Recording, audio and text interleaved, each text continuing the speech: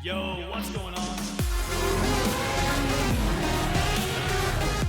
Yo, what's up everyone? Welcome back into More Dots Gaming. It's Riven here. So today we have a little different video, and I'm kind of bored of the mainstream games because lately they are just missing something, but that's an entirely different type of video. And today we're going to be talking about what I think are the 3 most underrated action RPGs.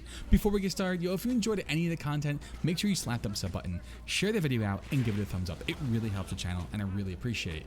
Anyway, now that all that intro stuff is out of the way, let's dive right in. So at number 1, we have Dogma. This game is an RPG masterpiece. It is loved by all that played, a game missed by many that didn't get a chance to play it, or just didn't think it would appeal to them. If you enjoyed Skyrim or any type of action RPG with character customization, fluid combat, gorgeous scenery, and cross-skill systems, along with the odd bug here and there, you will definitely enjoy Dogma.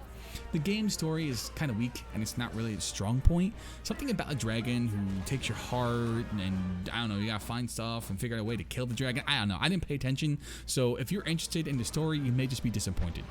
Besides the story though, the RPG elements, the character customization, and the combat are just fantastical. With a huge open world to explore and nooks and crannies to find, there's never a lack of adventure. And climbing up an ogre's back to the top of its head to slash off his tusks never felt so rewarding. All the bigger enemies you have to fight have some type of weak point or a way to kill them. Take the Chimera for example. You have to kill the snake first to get rid of the poison it shoots, to allow yourself to move in if you're a melee player, then kill the lion to get rid of the rage that makes it jump all over the damn place, and then all you're left with is the goat, which is becoming more defensive than anything, and it makes the fight a million times easier. The game has 10 classes, more commonly known as vocations. You can start by picking one of 3 basic vocations when you start the game. You'll choose from either the fighter, the strider, or the mage. Once you pick your class, you cannot change it until you make your way to the main city and change at the inn. So choose carefully, because if you make it all the way and it's like, oh, I don't like this, once you save your file, you overwrite the same file. There is no save file 1, 2, 3, 4, 5, or 6. It's that same save file. So yeah, make sure you choose research and choose wisely for what class you want to play.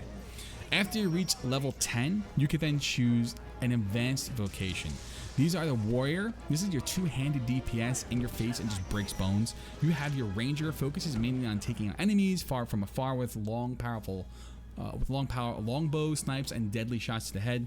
The sorcerer, if you thought magic in Skyrim was great, wait to summon a tornado that towers the tree lines and sucks up enemies, throws them out back out. It's such a fun class to play. The sorcerer is just ridiculously powerful in this game.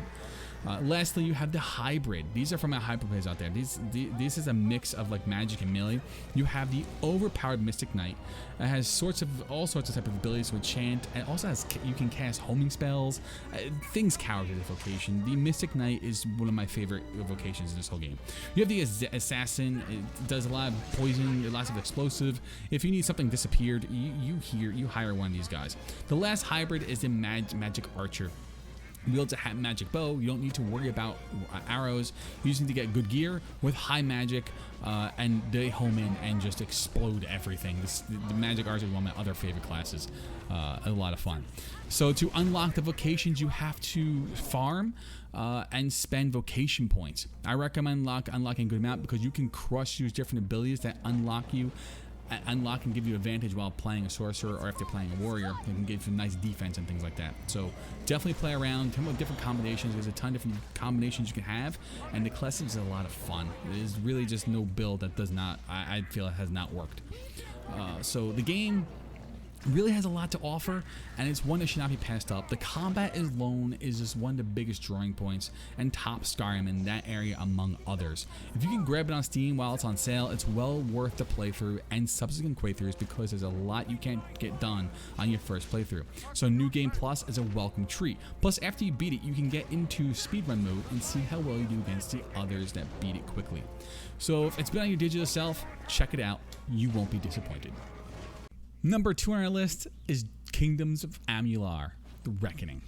Come on, you didn't see this coming? This is a criminally underrated game. If you like Fable and Skyrim, yo, check off all your boxes because this has it all. A fun and interesting story, amazing combat, fun colorful graphics, and a class system that hits home to the old days of WoW with endless options to be the villain or hero that you want to be. The combat is tons of fun. You can be a dual-wielding rogue that stealth and backsags, or mix it up with a mage that blinks, drops some AoE, and slashes their enemy to death. The customization and builds are fun and rewarding. Each weapon used has a different feel, and the animations are pretty awesome to watch as you fight and dash around the screen. Along with the neat combat system, you'll find something called the Fate system that you can activate and use it to tear your enemies a new one. You build this resource up over time, and once unleashed, you can make them even the most difficult of battles pretty easy. Definitely power to keep in your back pocket for bosses and large group of annoying enemies. It's been a while and I really don't remember the story, but it's just you were killed, you didn't die, and you were marked as one of the ones that don't have a fate. So now you are after some evil power to stop and thwart plans from ending the world. Basic story, but told very well with good voice acting and fun reading keep you entertained for a while. So if you are a story person, you should get some fun enjoyment out of it. Kingdom's a vast game and promotes tons of exploration.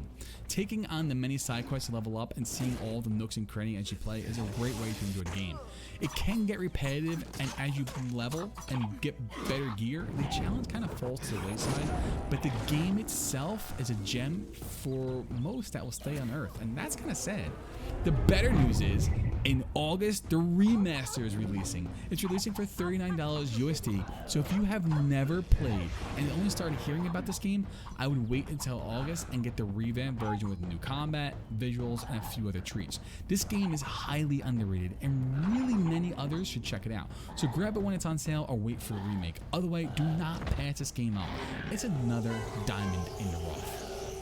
Number 3, Grim Dawn, the last on our list, but one that needs to be covered. Grim Dawn is amazing as it is beautiful and complex. If you need your Diablo 2 grind fix and a slower paced combat from games like Path of Exiles and Diablo 3, look no further because Grim Dawn is another underrated game that many more people should check out. It has been the last year or two gaining more traction, but it should definitely be seeing a lot more because this game has so much to offer. The combat is similar to many of your isometric systems that you play, and that's about where it ends. In Grim Dawn, you get to choose 2 classes, and this eventually makes the combinations of type of classes you want to play endless. Want to be a battle mage or a rogue that poisons everything and withers things away? Or a shaman that uses chain lightning to explode their enemies? Or how about a necromancer that summons dead dinosaurs? Yeah. Now I've got your attention. The class system is amazing, very in-depth, with lots of complexity that can be quite confusing at times. But the community is awesome, and Reddit users and the main forums have tons of people willing to help and direct you to resources to help you understand the game better so you can make your dino summoning badass. The story is taking place in a dystopian future where humanity is on the brink of extinction, and with you, who almost died, had nothing to lose, is put up to a task to rid the world of its many evils. The story will take you to deserts, mountains, forests, and haunted mansions. I never felt like I'm looking at the same scenery over and over again. The story is engaging, and you feel for the areas that you are trying to help or eventually kill, depending on the choices you make as you play. On top of the story, you have a very fun, engaging loot system where you feel very rewarded for taking down corrupted and monster totems, fighting rare enemies, and beating story bosses. The grind is a lot of fun as you collect your class points and devotion points you get from the corrupted totems to build out your dream class and tackle some of the hardest challenges in the game. Grim Dawn, like most ARPGs of its kind, have different difficulties. They start at normal, veteran, elite, and ultimate. I highly recommend new players playing veteran because the difficulty from veteran to elite won't be as big of a shock if you go straight to it from normal. On top of these modes, it has a fun arena called the Crucible Mode that will allow you to play, get more rewards, beat it on higher difficulties, and earn those bragging rights that your undead T-Rex can solve the bosses in there with no issues. There's also a Shadow Realms with an endless dungeon that gets progressively harder as you go and beat each floor. This is a nice break from the other grind that takes place, and if you can get high up in the levels, the rewards are very worth it. Grim Dawn is usually on sale, and developers recently dropped in the complete edition that has all the DLCs and main X packs that you can get for 50% off. When it's on sale, that's $30 for 100 plus hours of content, which is a steal if you ask me. It should be noted you can play with your friends only if you both have the same version. So if you have the base game and your friend has the complete edition, you cannot join up, so be wary of that. This is by far my favorite isometric action RPG, and it hits all the right places when playing. A call home to the Diablo 2 grind that Diablo 3 just couldn't quench, not to mention it was too colorful. There was really no cal level, and that was sad. Grim doesn't have one either, but it gets everything else right. Well, folks, there's all my top 3 underrated action RPGs. There are more out there, but I really want to cover these because I keep going back to them and enjoying them. So if you've never played them, heard of it, or have it sitting on your digital shelf, I hope this encourages you to give these masterpieces a go. If you end up trying these games or have played them, please leave a comment below. I would love to hear your thoughts and experiences on them. Don't forget to sub, and I'll see you all in the next video. Peace out, everyone.